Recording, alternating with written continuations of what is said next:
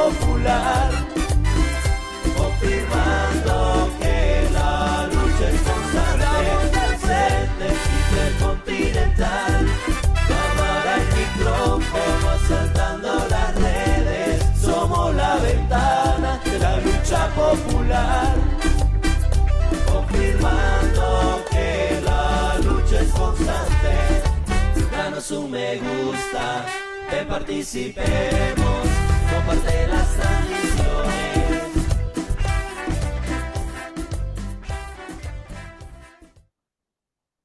Buenos días, buenas tardes y muy buenas noches tengan todos ustedes que nos están sintonizando en la página del Frente Intercontinental, Ventana de la Lucha Popular Salvadoreña. Les agradecemos que compartan este enlace con todos sus contactos y también a las páginas a las cuales ustedes tienen acceso para que la información que hoy les traemos llegue a todos los rincones del planeta, allá donde hay un salvadoreño, una salvadoreña y un internacionalista interesado en lo que pasa en El Salvador.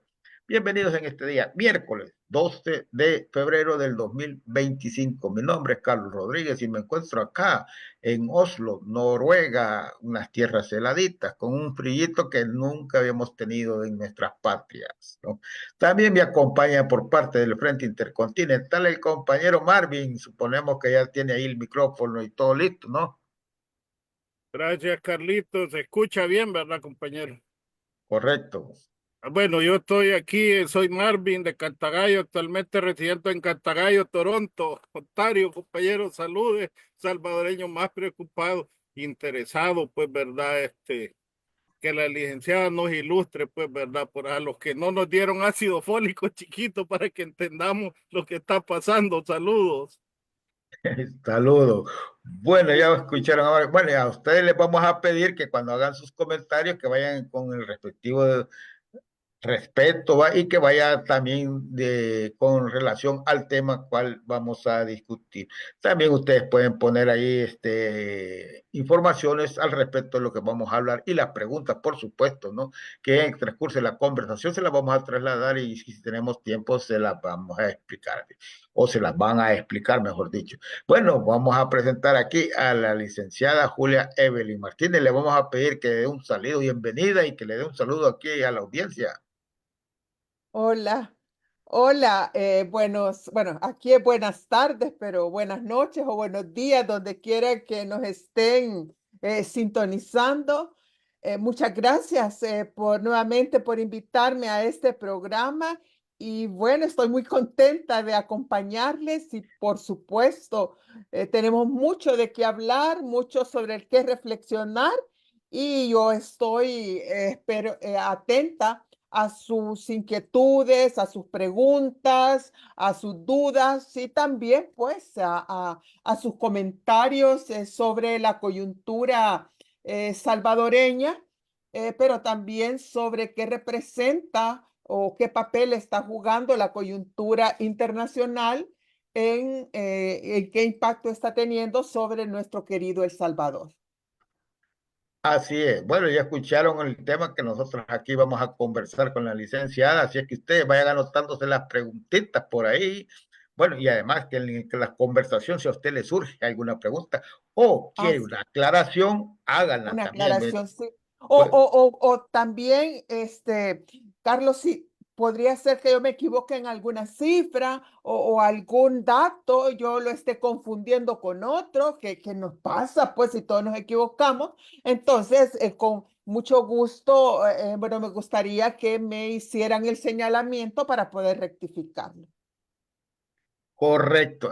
Como dijo la licenciada, todos nos Todos equivocamos, nos ¿verdad? equivocamos y aquí es bien fácil, fácil. Mire, ustedes indican dónde está el error.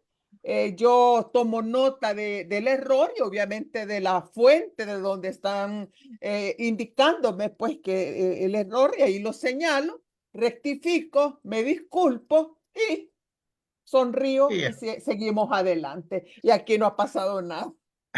así es. Es Así es bien que sencillo vivir, es tan sencillo vivir y nada de andar ahí con el peso de la culpa de que me equivoqué. Ajá. Fíjese que con esas palabritas yo le voy a sugerir a usted que si usted se equivocó votando, pues es tiempo de corregir, hombre. Vea, Sí, no se preocupe. aplica. Lo mismo aplica para quienes se equivocaron al votar, ¿verdad? De reconocer en público o en privado, híjole, la regué, me equivoqué, ¿verdad? Comprometer, reconocerlo, comprometerse a no volver a equivocarse y seguir adelante y ser coherente al rectificar el error que cometieron. Claro, porque Pero no volver ahí por la necedad, ¿verdad? Por decir yo nunca me equivoco y volver a tropezar con la misma piedra. eh, y ese ya es un dicho que todos lo conocemos, así es que mejor hagámosle caso a eso. Hagámosle Vea, y sigamos viviendo. van a tener su oportunidad para corregir, vea.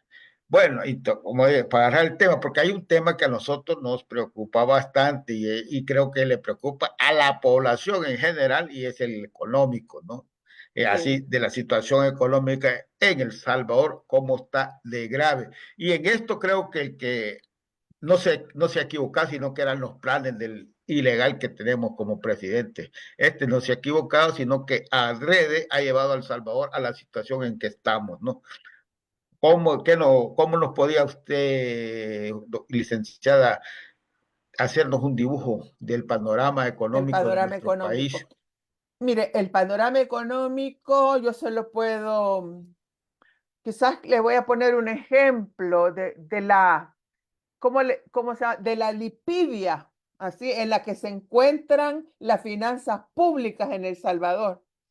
El rector de la Universidad del Salvador acaba de revelar que para la inauguración de la biblioteca, la BINAES, Biblioteca Nacional del Salvador, la BINAES, que se supone que es la joya de la corona, ¿verdad? Del gobierno, que es una obra que se encuentra en el centro histórico y que es visitada por propios y extranjeros y que fue donada y construida con la cooperación de la República Popular de China, ¿verdad? Es una de las 3 grandes obras de cooperación de China. El gobierno de El Salvador no tenía fondos ni para comprar las repisas donde colocar los libros que le donó el gobierno de China y tuvo que ir a traer en calidad de préstamo que no ha devuelto las repisas de la biblioteca de la Universidad del Salvador y ha dejado a la Universidad del Salvador con una gran cantidad de libros prácticamente en el suelo o puestos en escritorios o donde ha podido y se llevó las repisas de la Universidad del Salvador para colocar los libros de la donación de China a ese grado de iliquidez, de lipidia, de escasez de recursos públicos ha llegado El Salvador. Y se lo pongo esto solamente como un ejemplo,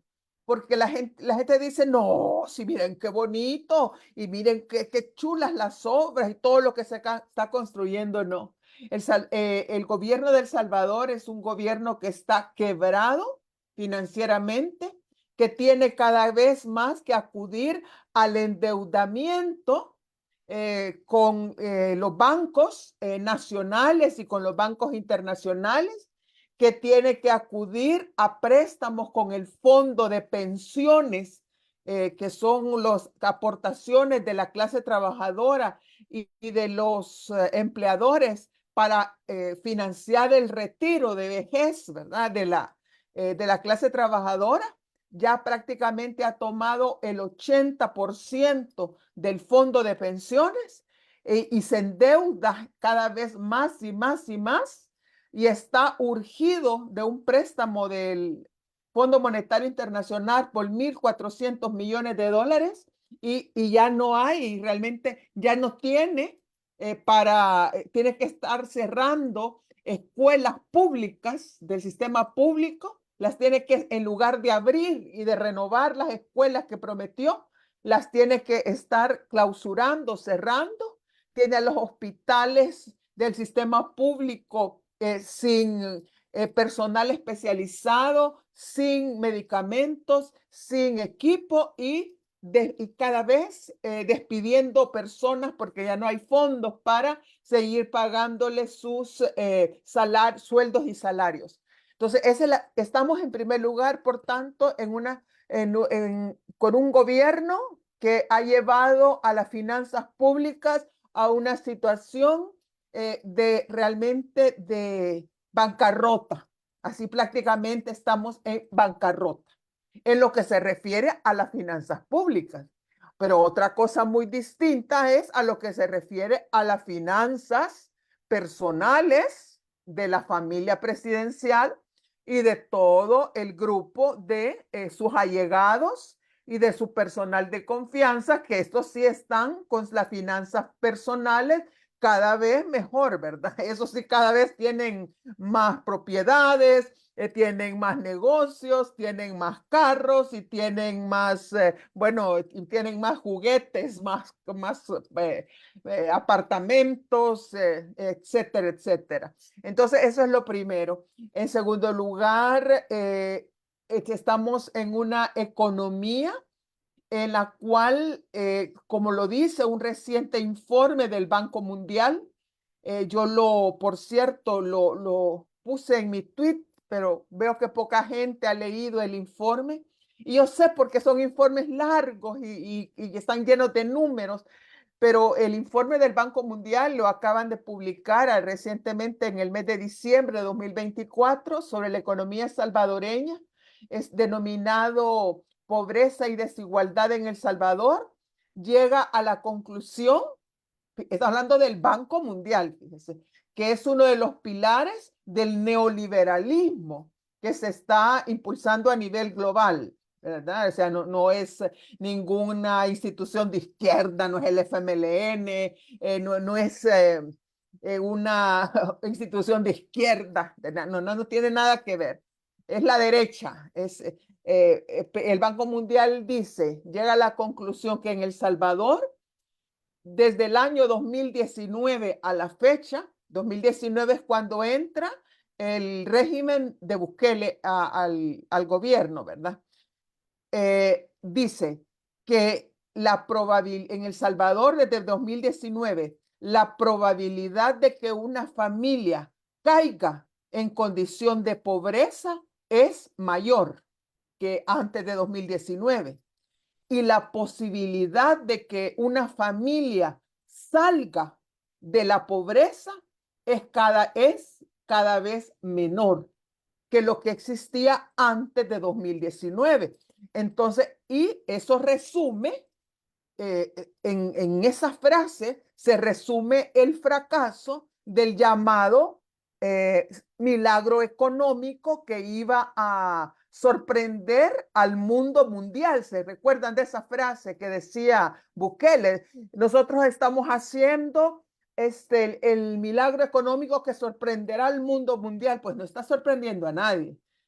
Yo ya lo habíamos dicho, yo al menos desde el principio lo dije, esta gente no tiene plan económico para El Salvador.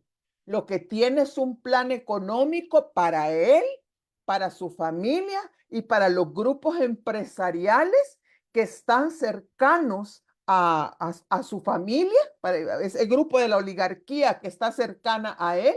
Ellos sí tienen un plan y a ellos sí les está resultando, al punto que cada vez estos grupos empresariales se están volviendo más ricos, mientras que las familias se están volviendo, las familias de los sectores populares se están volviendo más pobres. Y hay una tercera situación también para caracterizar digamos, lo difícil de la economía salvadoreña, es el tema de las remesas y la grave amenaza que se cierne sobre El Salvador con la política migratoria de Donald Trump, que para El Salvador no hay ningún tratamiento especial. Donald Trump no tiene ninguna simpatía por Nayib Bukele, como él quiere hacerle creer a la población salvadoreña, a los que residimos en El Salvador y a los salvadoreños que viven en el resto del mundo. Que él es gran amigo de Donald Trump. No, tal vez fue amigo o fue cercano, pudo tener alguna relación de confianza durante el primer periodo de Donald Trump. Pero Donald Trump ya lo conoce, ya sabe que es un mentiroso, ya sabe que es un corrupto, ya sabe que hizo tregua con las pandillas y ya sabe que en lugar de mandar hacer la repatriación o la extradición de los líderes de pandillas y mandarlos a Estados Unidos como lo demandaban los jueces de Nueva York, del distrito de Manhattan, él lo que hizo fue a través del señor Osiris Luna, el director de centros penales y otra gente, lo que hizo fue sacarlos hacia México, hacia los Estados Unidos, por vía Guatemala, y todo eso ellos lo tienen debidamente consignado, debidamente notarizado, y las pruebas están ahí. Sabe que es una persona, es una persona que con la que no se puede confiar, una persona que miente compulsivamente y a la que con la cual no quiere hacer negociaciones, no se puede negociar con él, sino que únicamente se le pueden dar instrucciones. Y es precisamente el señor Marcos Rubio, el nuevo secretario de Estado de los Estados Unidos, en su visita a El Salvador, que fue muy corta la reunión con Bukele, que lo recibió no en la casa presidencial, no lo recibió en su casa del lago de Coatepeque para dar la impresión de que eran amigos, ¿verdad? Que no. Eso le molestó mucho, ese cambio de lugar de reunión a Marco Rubio. Marco Rubio se limitó a darle las instrucciones sobre lo que tiene que hacer.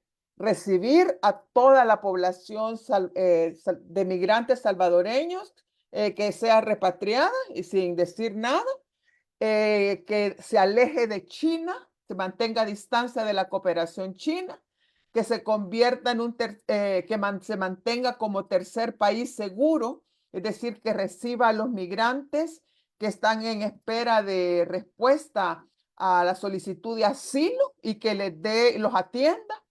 Y creo que la cuarta, bueno, no recuerdo cuál es la cuarta solicitud que le hizo, pero eran 4 cosas. Y Nayib Bukele solo, ¿cómo se llama? Agachó así como diciéndole está bien, está bien, está bien. Y le dijo que iba a mantener a todos los funcionarios de su gobierno en la lista Engels, que es la lista de personas vinculadas a la corrupción, vinculadas al narcotráfico y vinculadas al deterioro de la democracia y de los derechos humanos en El Salvador. Es decir, que, pues sí, que él ya sabe que es de esa gente, de las sanciones de las que son objeto, como no tienen visado para ingresar a los Estados Unidos, se mantienen. Esas 4 cosas. Nayib Bukele, en lugar de apelar, pues de pedir un estatus especial, una consideración especial por los buenos tiempos, ¿verdad? Para los migrantes salvadoreños, lo único que le ofreció fue que le mandara cualquier criminal, cualquier asesino, cualquier delincuente peligroso, que se lo mandara a la SECOT, a esa megacárcel que ha construido y que, pues sí, prácticamente la tiene, creo que solo son como 10,000 personas las que tiene ahí, o 5,000 personas, no recuerdo bien, pero está subocupada.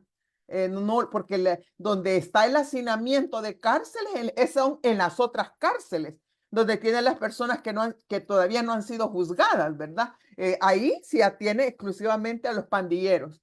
pero en las otras prisiones donde tiene a la gente inocente que está muriendo, ¿verdad? Donde no saben de sus familias, que no reciben visitas, esas son otras, las del hacinamiento. Y mire, Marco Rubio no le dijo que sí, que muchas gracias, ahí se lo vamos a mandar, no. Le dijo que la declaración a mí me dio tanto gusto porque, pues, bueno, no es que me caiga bien Estados Unidos y menos Marco Rubio, pero le dijo cómo se debe responder ante esta situación, ante una ofrecimiento de esta naturaleza. Él dijo, recibimos pues con mucho agrado el ofrecimiento del presidente Bukele, pero en Estados Unidos hay leyes, en Estados Unidos hay una constitución y primero tenemos que analizar si las leyes y la constitución de los Estados Unidos nos permiten hacer ese envío de delincuentes, pues, de otros países o delincuentes estadounidenses a cárceles salvadoreñas. Y cuando ya sepamos si se puede hacer o no se puede hacer, entonces le vamos a responder. Y lo único que lo firmó con la canciller fue un acuerdo sobre energía nuclear que prácticamente era para, como él firmó acuerdos con todos los países que visitó, pues para no salir como dice, para que no saliera con las manos vacías, ¿verdad? O El Salvador no se quedara así, sin nada, pues sin nada que presentarle al mundo, un acuerdo sobre energía nuclear. Entonces, ¿por qué? Lo único o sea, entonces, al no haber logrado, al no haber pedido algo para El Salvador, aunque sea que se mantuvieran los proyectos de la USAID que se encuentran en marcha en El Salvador, para que no aumentar el desempleo y no dejar los programas sociales, muchos de los cuales benefician a sectores pobres de la población, él no pidió, no abogó por nada en favor de El Salvador. Y entonces ya están llegando, pero lo que pasa es que no se le está dando cobertura de los medios de comunicación. Ya están entrando masivamente los aviones con deportados salvadoreños provenientes de los Estados Unidos. Y aquí viene el problema. Porque de los Estados Unidos, este dato sí lo acabo de verificar, las remesas provenientes de Estados Unidos hacia El Salvador fueron el año pasado 7.769.2 millones de dólares, 7.769.2 millones de dólares, que equivalen al 91.6% del total de remesas que recibe El Salvador. Y entonces, esas 7.769.2 millones de remesas, que son las que mantienen la estabilidad del dólar, ¿verdad?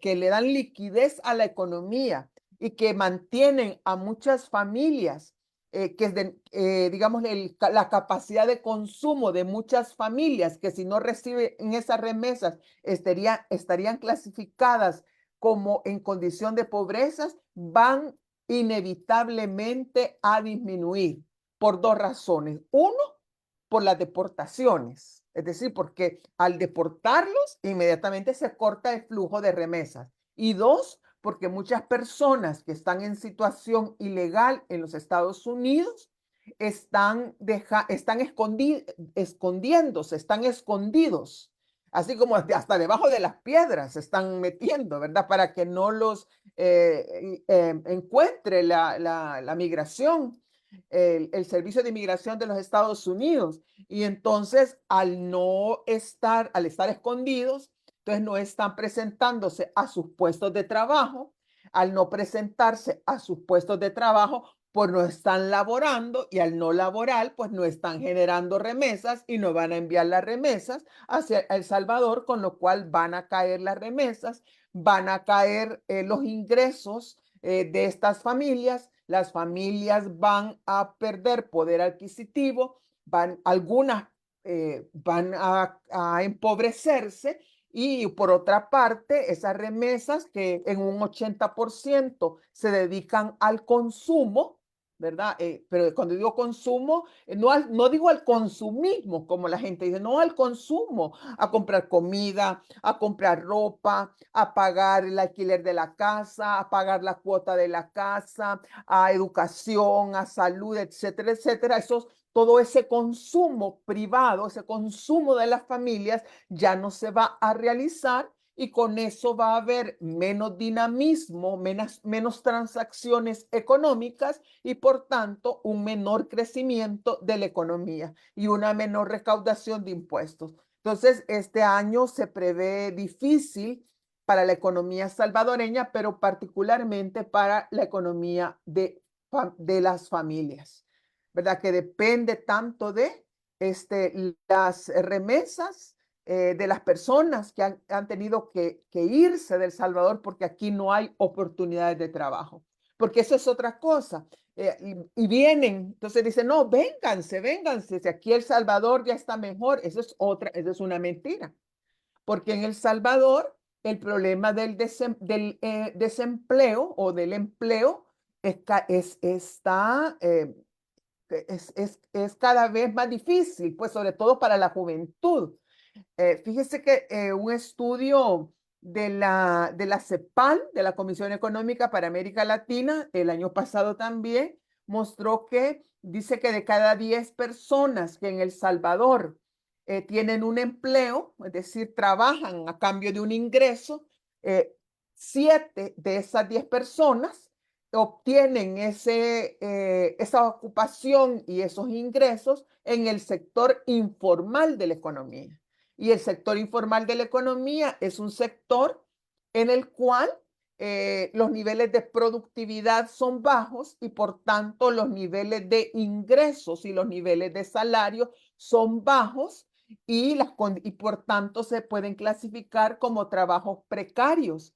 Y las personas que viven de ingresos provenientes del sector informal o si no son pobres, están al borde, están al punto, al límite de un momento a otro caer en la condición de empobrecimiento.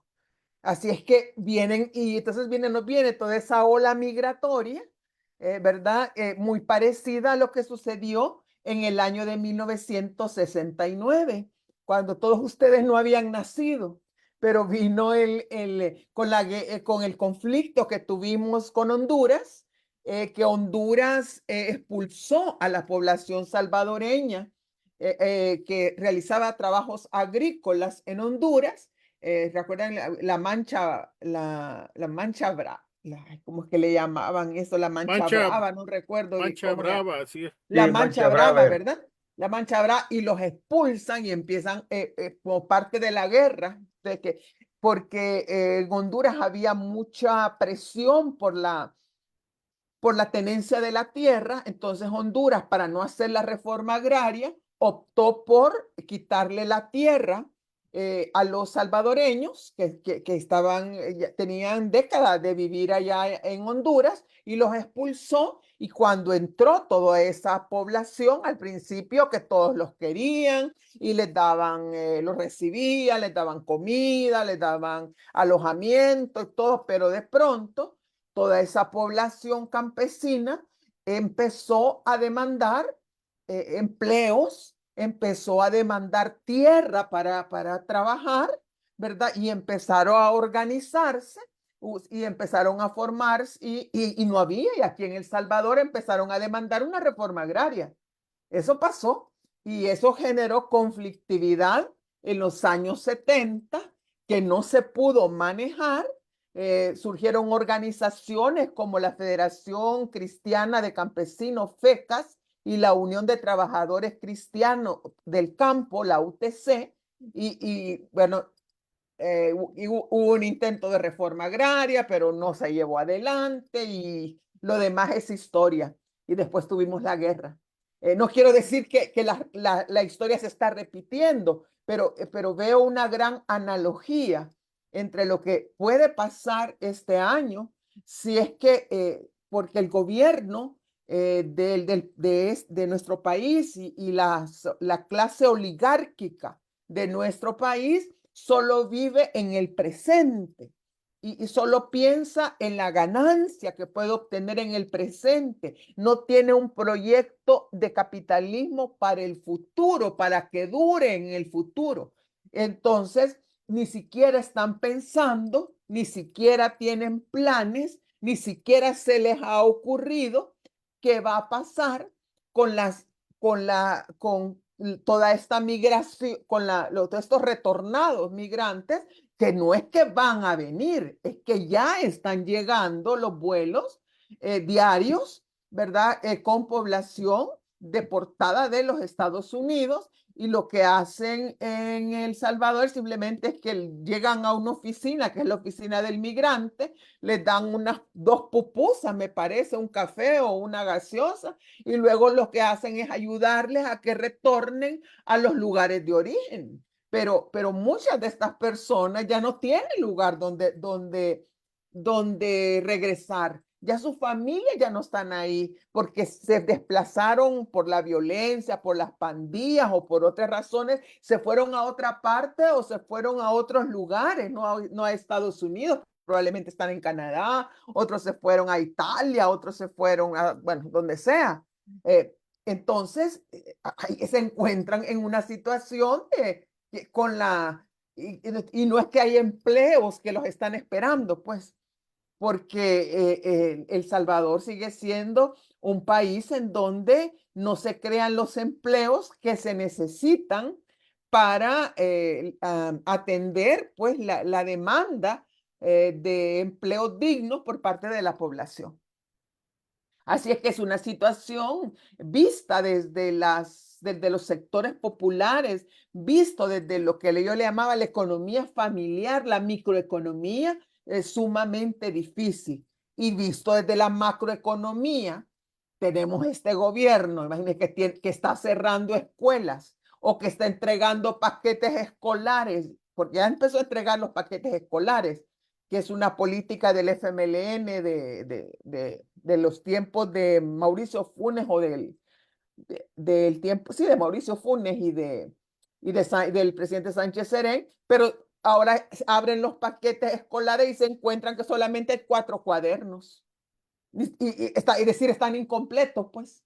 O sea, es decir, y con el ejemplo que comenzaba, que tienen una biblioteca de la que pero que se ponen muy orgullosos de la joya, ¿verdad? Que tienen arquitectónica, que no les ha costado nada, pero que no tuvieron ni siquiera lo necesario para comprar la estantería para poner los libros.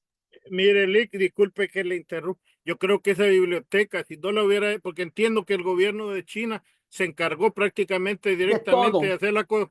Si le hubiera dado el dinero a Bukele, todavía estaríamos viendo los arranques, todavía estarían trabajando en las bases de la biblioteca. Mire, ¿sabe qué, Marvin? Estarían poniéndole como por 4ª o 5ª vez la primera piedra, así como con el Hospital Rosales, Sí, que y ya la cada rato otra le ponían la primera piedra. La otra cuestión, pues yo me comunico todos los días, tenemos familia, amigos, etcétera, etcétera, y dicen, por ejemplo, lo voy a decir así, yo no soy experto en economía, mira, Mar, lo que compramos con $50 hoy son 75 o más dólares, 75, sí. o sea, eso es el 50%, digamos, en términos reales. Entonces, la pregunta es, usted enfocaba a otra cuestión. Digamos que este señor, el de pelo color zanahoria, deporte 100,000 salvadoreños en los próximos 2 años y tendremos la capacidad de No. absorber y con trabajo. Más si estos eran cabezas de familia financiera, digo que ellos Sí, sí, mandaban sí, una sí, en para términos financieros de entonces sostenimiento. sí, Sí, no. y de ellos dependían 3, 4, una esposa o un esposo con 2, 3 hijos, o sea, otros 3 familiares más. Eso Y, prácticamente nos llevaría a casi a medio millón con 100,000 de gente que se quedaría sin ingresos para comprar. ¿Cómo resolvemos eso en términos, le no, pregunto, perdone mi ignorancia, licenciada, no, desde el sí. término económico de la economía, cómo se resuelve eso si no se está generando empleo? Mire, el problema en El Salvador también es un alto costo de la vida, que aún el gobierno considera que es muy, que no es para tanto, pero, y ustedes ustedes de Canadá y el compañero de Noruega, de Oslo, ¿verdad? Noruega, van a decir, no, eso, que son 500, perdón, que son $500, eso es poquito, ¿no? Pero para El Salvador es mucho. Fíjese que el problema en El Salvador es el costo de la vida.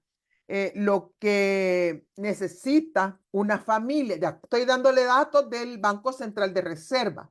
Por eso es que yo creo que es mayor el costo de la vida, pero se lo voy a poner exactamente como lo presenta el Banco Central de Reserva. Dice que el Banco Central de Reserva dice que lo que necesita una familia de 4 personas para vivir en condiciones de bienestar humano, ¿verdad? Mensualmente es de $512 en el año 2024, que es 2 veces la canasta básica de alimentos. Esto significa que mensualmente se necesitan $128 por persona para vivir en condiciones de dignidad humana. Eso es lo que dice el Banco Central de Reserva. Es $512, es decir, $128 por persona. Y los salarios en El Salvador, el salario promedio en El Salvador, hay unos que es más alto, otros son más bajos, pero el salario promedio en El Salvador en el año 2024 fueron $388. Imagínense, para vivir en condiciones de dignidad, 512 para 4, y el salario promedio es $388.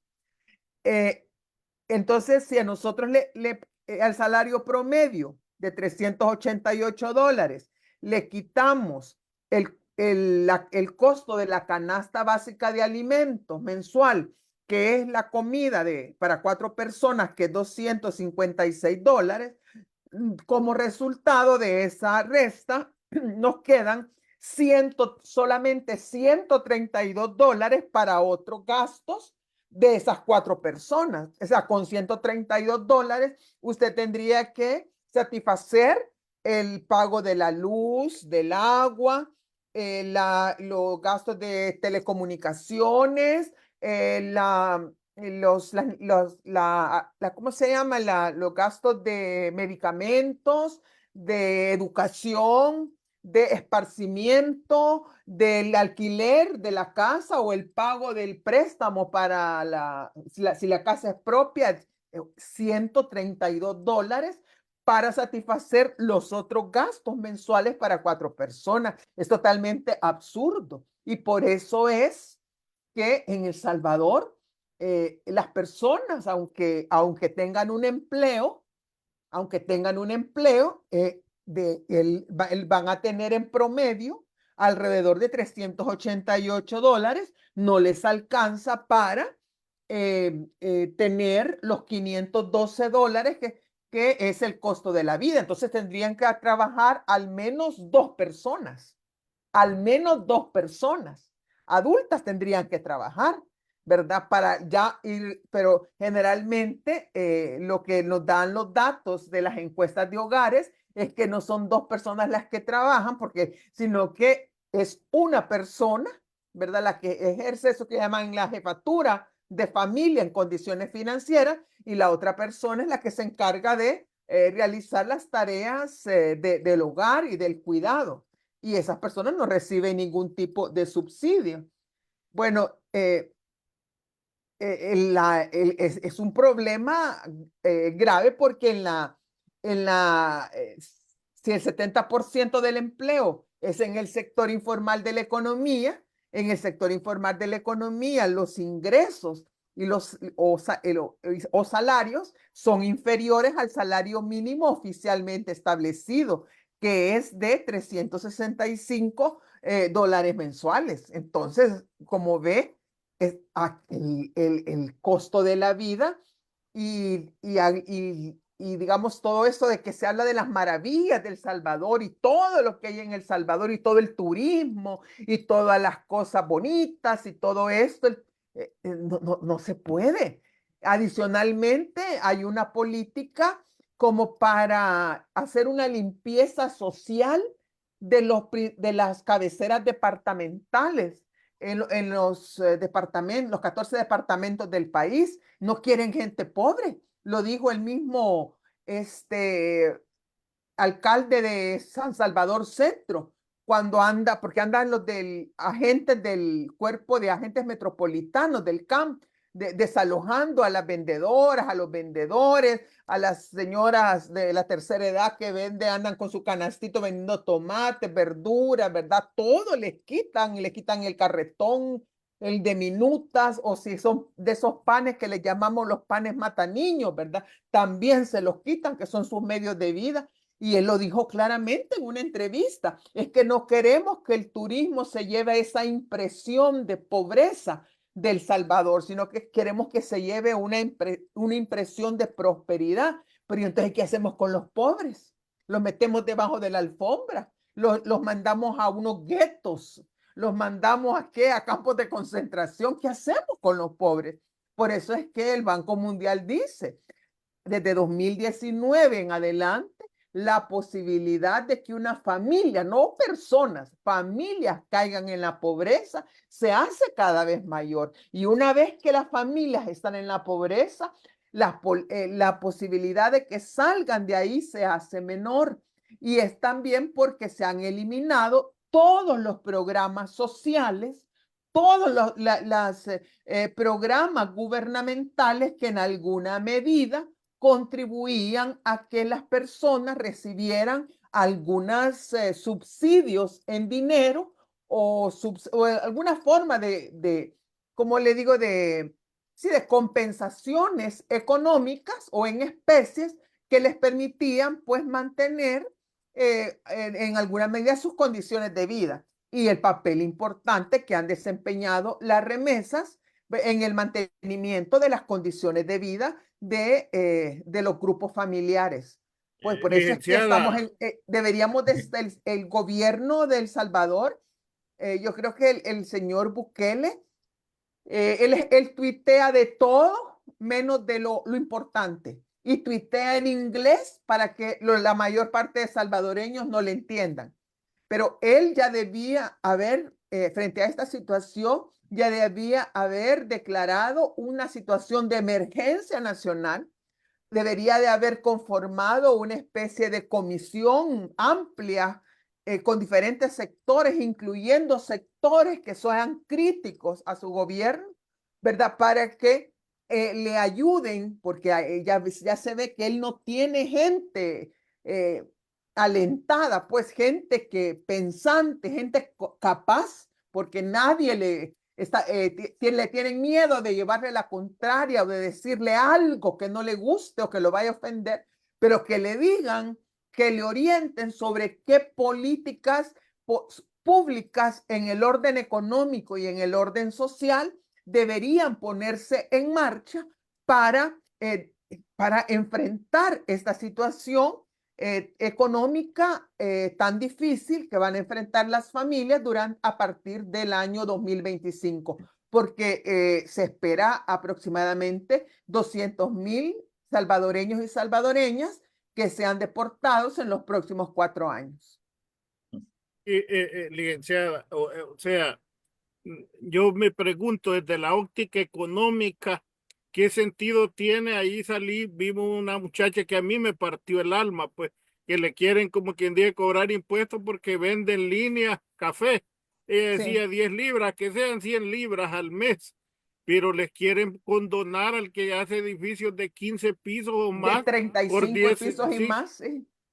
por 10, 15 años. O Por sea, eso es lo ¿cuál que es el le digo. sentido o la oligarquía? Pues en El Salvador usted la mencionó. Para mí es un semifeudalismo, todavía no llega ni a precapitalismo. No. Mire, eso se llama un capitalismo ¿cómo es que le llaman? De cheros. Esto es un capitalismo de cheros, así llaman. Si son los grandes empresarios que son amigos del régimen, que colaboran con el régimen. Ahí usted tiene a la Asociación Nacional de la Empresa Privada, calladita. Ahí tiene usted a FUSADES, que antes, ¿se acuerda cómo protestaban por el Estado de Derecho, por la libertad de expresión y por los derechos humanos y no sé qué cuánto? Calladitos. ¿Y por qué están calladitos? Porque el régimen, como son en la medida que sean sus cheros, que sean sus amiguetes, como que sean, sí, que sean sus compadres, sus compinches, ellos no están pagando impuestos, no pagan impuestos.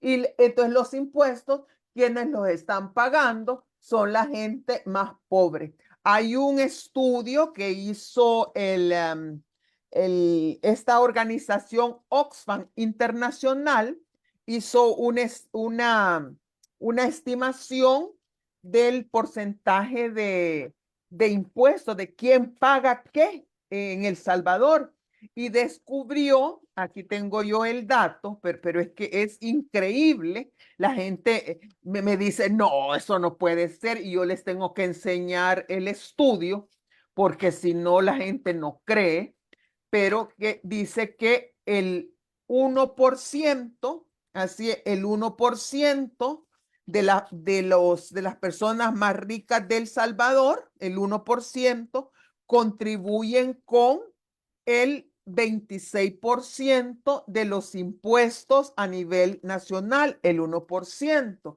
Y el 1% más rico de la población contribuye con el 26% de los impuestos. Y el 56% de las familias más, no, y el 50% de las familias más pobres contribuyen con el 56% de los impuestos totales que se pagan en el país. Es decir, aquí los que tienen menos son los que pagan impuestos y los que tienen más, estos no pagan impuestos. Este es el capitalismo de la cherada. Y en la medida que los grandes empresarios, la gran oligarquía y los amiguetes, ¿verdad? Que vengan a invertir en El Salvador, se queden callados frente a las injusticias, se queden callados frente a las tonterías que le ocurren a hacer a Bukele, ¿verdad? Y no digan nada, y le den lo que se le llama la gobernabilidad y le permitan que se consolide la dictadura, porque eso es lo que estamos viviendo en este momento, la dictadura. En esa medida van a seguir siendo premiados con el no pago de impuestos, y la gente, que esto es lo más triste, que inclusive la gente que le apoya, la que le aplaude, la que fue ahí a la toma de posesión y que juró que se iba a tomar la medicina amarga, ¿verdad? Y se la están tomando la medicina amarga. Ahí están, mira, algunos que ya empezaron a despertar, pero en realidad no. Y otros que aunque quisieran despertar, ya no pueden porque ya quedaron. Ahí están pagando los impuestos, son los que están pagando los impuestos, son los que les han retirado, ya no pueden seguir pagando los permisos, las tarifas por operar en el centro histórico de San Salvador y en las cabeceras departamentales, y han tenido que desalojar los edificios o los lugares donde han operado y donde han sacado pues los recursos para el sostenimiento de sus familias durante décadas, y los están dejando vacíos para que lleguen empresas que sí pueden pagar y que producen y venden a precios que no son aptos para los sectores populares del país. Así es que eso no es feudalismo, es un tipo de capitalismo que es el capitalismo de amiguetes, de cherada, ¿verdad? Licenciada, Es un capitalismo perverso. yo una de las cosas que yo veo, yo le llamo el bocado envenenado, pues, ¿verdad? En la cual Ajá. recae los agromercados, ¿verdad? Que uno puede decir que bueno, pero esos agromercados para mí, si no se estimula la agricultura ni la ganadería para que aumente la producción, eso al final no se va a poder sostener porque se sostiene con dinero del Estado. eso va a terminar en unas pocas manos. ¿Se acuerda cuando Ya del gobierno de terminó. Duarte, cuando Sí, del gobierno de Duarte dijeron el IRA es corrupción y no cerrémosla? ¿Quién terminó sí. importando? Cristiani y otro, un grupito Cristiani importando alimentos. y el grupo Eh, Callejas. Sí, Y sí, de ellos ahí terminaron de importadores de alimentos. Hace unos 2 años, ¿se acuerda que salieron que una bacteria, hallaron, descubrieron que había una bacteria en un cargamento de queso y suspendieron a un empresario X, que creo que era mediano, no sé ni el nombre, pero lo suspendieron como 3 meses. ¿Quién taqueó, como decimos en buen salvadoreño, de mire, queso? Al líquer taqueó de queso El Salvador. O es sea, cierto, a vos te pongo trabas, eso es lo que fitosanitarias están haciendo. y vos metés tu queso ahorita. Mire, Entonces, es el grupo de ellos el que están los operando para... agromercados, efectivamente, como usted lo dice, los agromercados se están transformando en espacios administrados por empresas o vendedores o intermediarios privados, vendedores privados, grupos empresariales que están administrando. Esos agromercados han sido construidos con fondos públicos y el 80%, oiga bien, 80% de lo que ahí se comercializa son productos provenientes de otros países, especialmente de Guatemala. No es producción nacional. Lo que es producción nacional es un porcentaje de no más del 20%. Entonces, lo que se está, y ahora, si se concretiza lo de la minería metálica en El Salvador, que parece que sí, ya en secreto y en silencio y en la noche ya se está haciendo la terracería, sobre todo en San Sebastián. Ya comenzó los proyectos mineros, la explotación minera. Entonces, mucha tierra que antes se utilizaba o que potencialmente se podía utilizar para reactivación de la agricultura, ya no se va a poder usar porque va a estar ocupada por los proyectos mineros, ¿verdad? Que no solo es un pedacito, que aquí está el oro, o aquí está la plata, o aquí están los minerales raros o metales raros, sino que ¿cómo se llama? Se ocupan grandes extensiones de tierra y no solamente es que esa tierra queda inservible para fines agrícolas, sino que además todas las fuentes de agua, los arroyos, los riachuelos, ríos adyacentes, pues quedan contaminados, ¿verdad? Con los materiales tóxicos y ya no es posible la agricultura. Esa es una de las razones por las cuales no se está haciendo esfuerzo por reactivar agricultura, porque, como dicen, va a ser por gusto, pues, porque son estos 15 gran proyectos mineros que ya están identificados, que todos están cerca de ríos que son vertientes del río Lempa, que van a dar al río Lempa. Ahí van a dejarse lugares de producción agrícola y se van a convertir en sitios de contaminación ambiental y de muerte. Eso es exactamente lo que está pasando. Mire, y tanto es, pero tanto es la ganancia que están obteniendo estos amigos, compadres, los aliados del buquelismo, que, por ejemplo, el grupo Callejas, que no solo tiene copado prácticamente todo el mercado de alimentos en El Salvador, junto a otras grandes grupos empresariales que no pagan impuestos, que son parte de este 1% que paga apenas el 26% de los impuestos, ¿verdad? Mientras el 50% más pobre paga el 51.2% de los impuestos, ¿verdad? Esa gente ahora ya están invirtiendo en otros países de América del Sur, como por ejemplo en Uruguay. Para que veas que aquí ya no les alcanza a dónde invertir, se tienen que ir a otros países a invertir. Entonces ellos están felices, ellos están contentísimos. Si, por ejemplo, para los Callejas, yo creo que les ha ido mejor, porque recuerda que Carlos Callejas era el contendiente de Nayib Bukele cuando ganaron las elecciones en 2019. Les ha ido mejor que si hubiera ganado Carlos Callejas.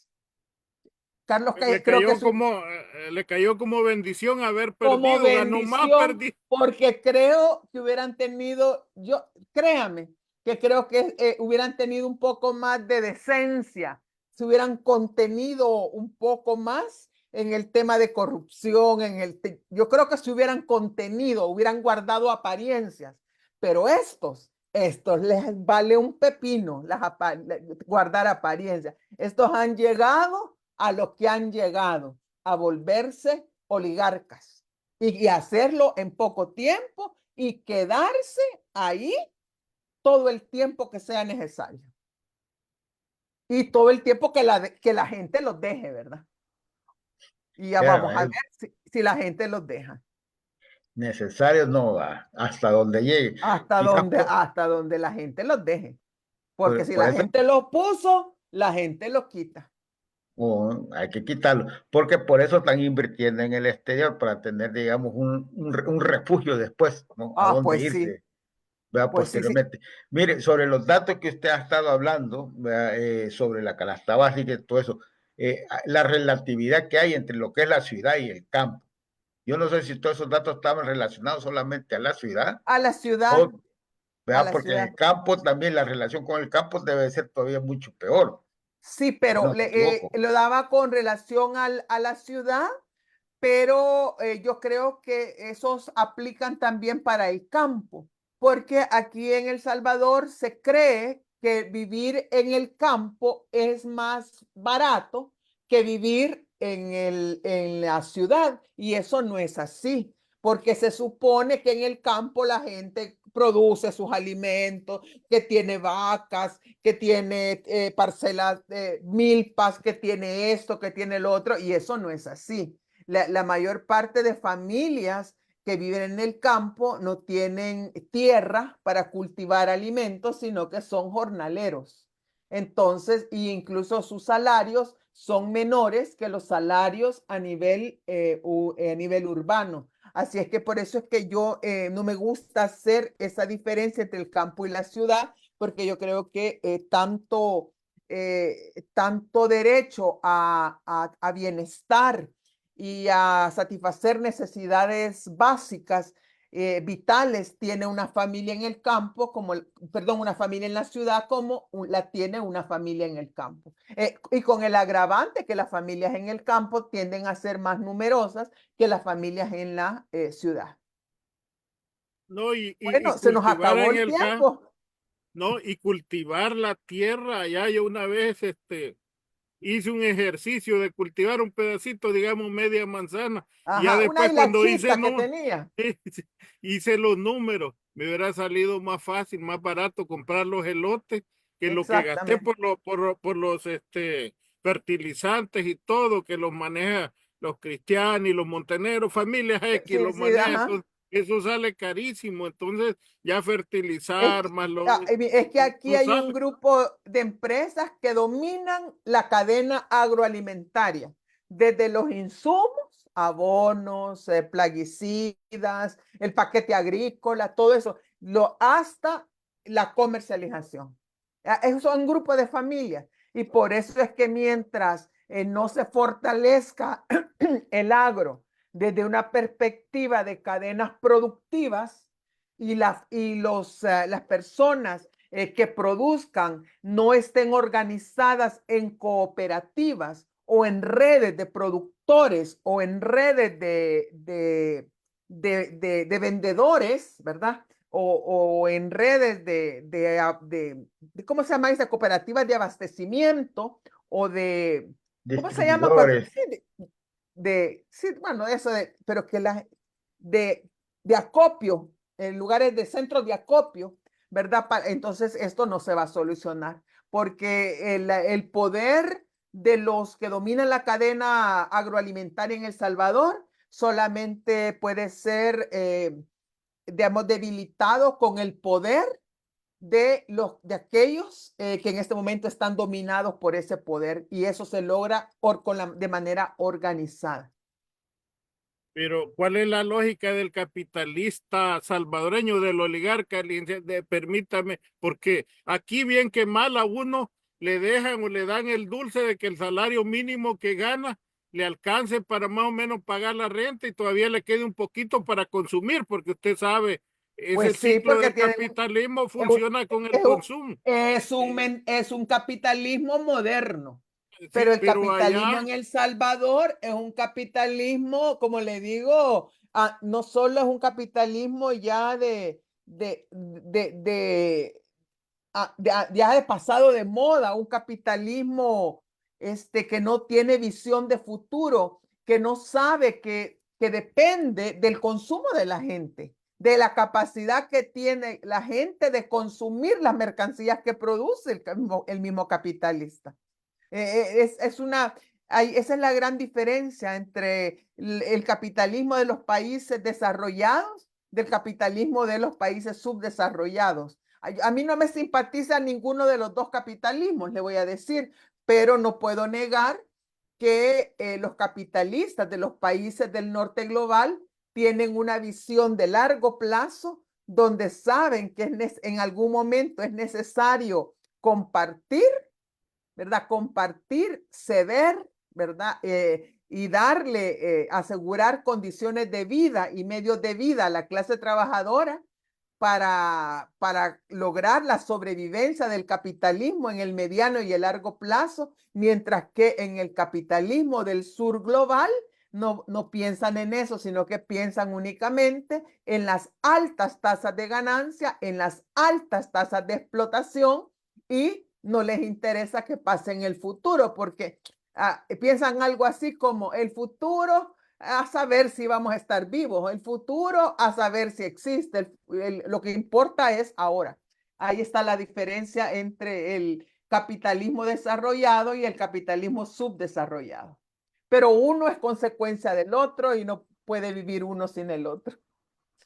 Bueno, Y así es, por eso se terminan los recursos de los países. exactamente, sí. No sé si hay algún comentario o hemos estado solitos hablando. No, sí, aquí le dejan. Pero, si no, porque yo le digo porque yo creo que ya pasó Sí, la sí, hora. ya pasó la horita, se va a ir terminando, le vamos a leer el que Ricardo Mejía dice, buenas tardes. Esa Binae solo viene gente a verlo.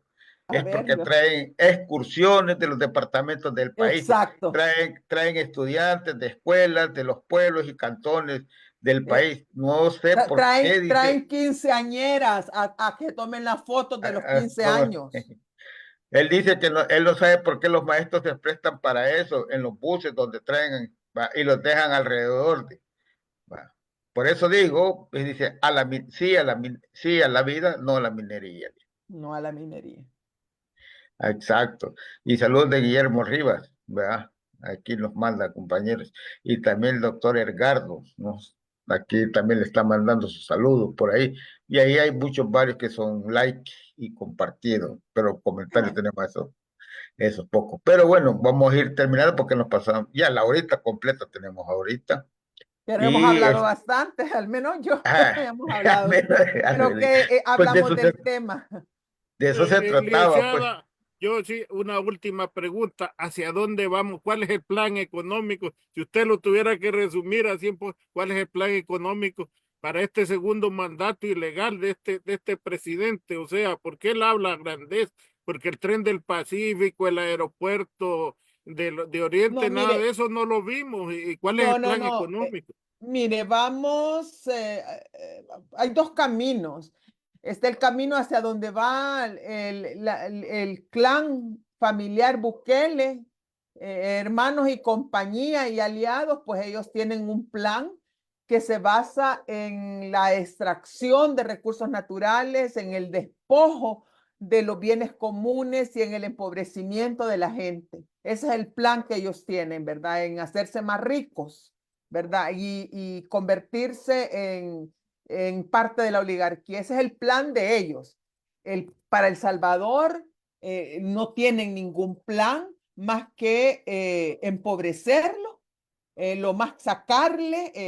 sacarle las ganancias y sacarle toda la, bueno, en economía decimos la plusvalía, pero sacarle toda la plusvalía, explotarlo lo más que puedan en su beneficio. Pero para El Salvador, para el país, no hay ningún plan.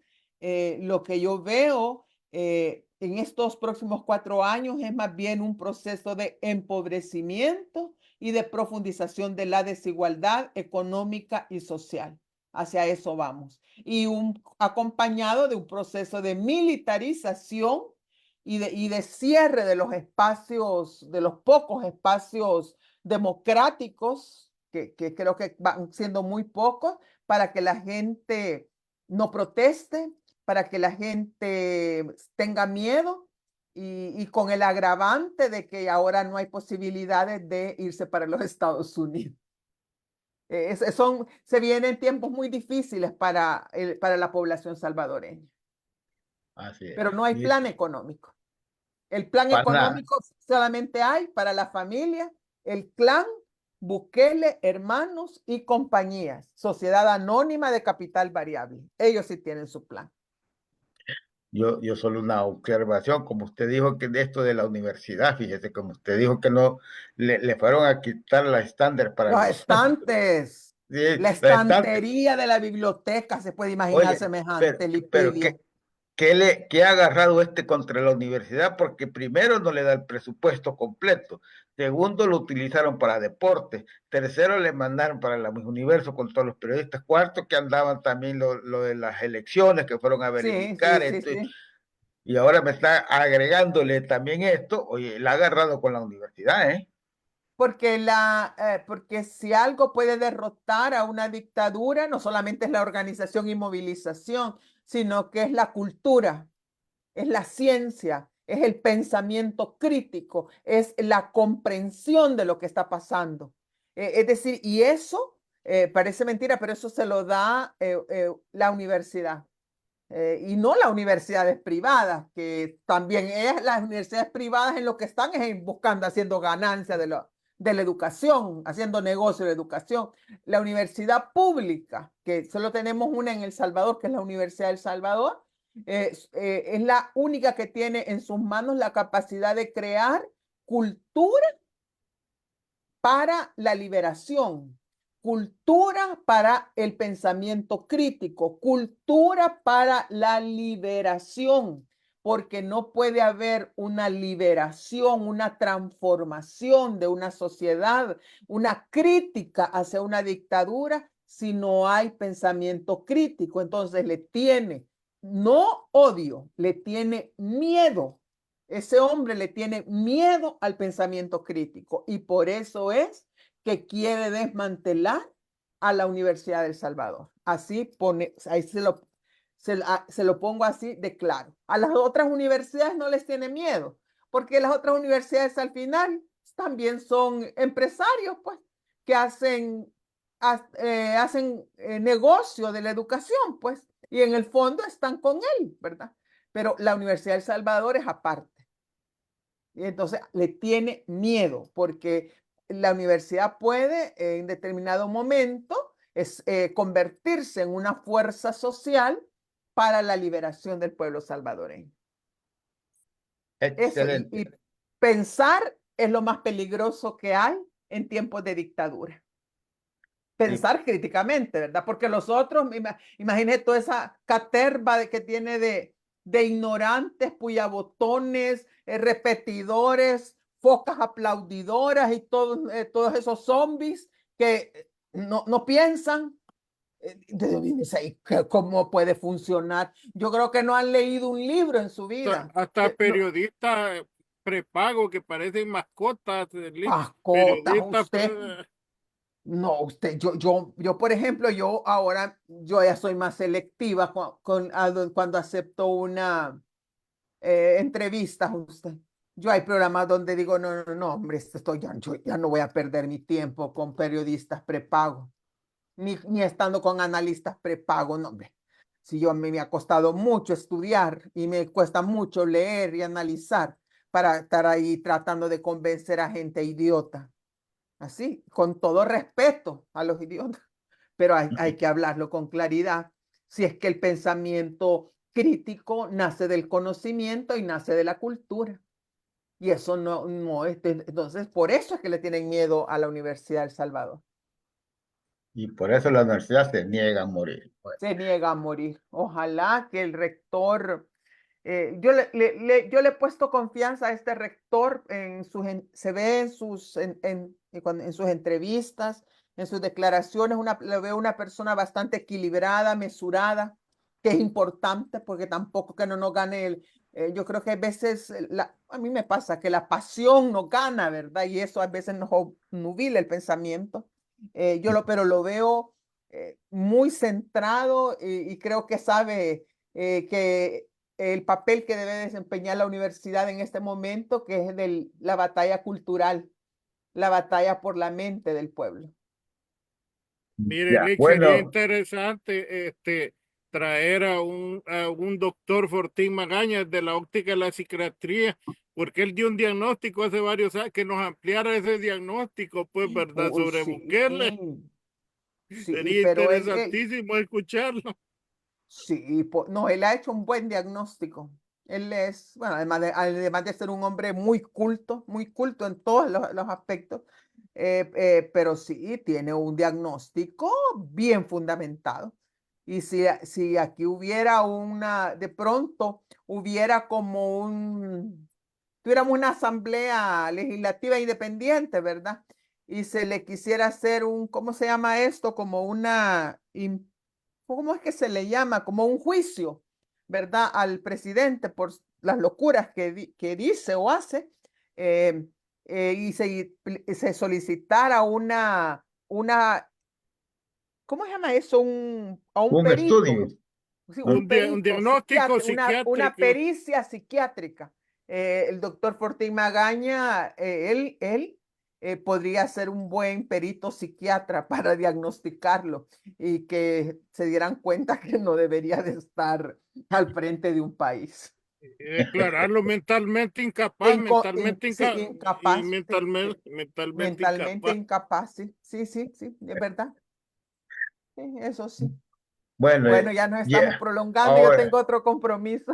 sí, muchas gracias, No, muchas gracias a licenciada. ustedes, a ambos, y muchas gracias también a las personas que se conectaron y también a las personas que van a ver en diferido el programa. Yo les dejo un cariñoso saludo y que siempre se mantengan atentos pues con el Frente Intercontinental del Ventana de la Lucha Popular Salvadoreña. Yo siempre me mantengo pendiente también de sus programas, no siempre tengo la oportunidad de verlos, pero uno que otro siempre estoy ahí atentos a quien tienen de invitados. Así es que muchas gracias y nos vemos en una próxima oportunidad.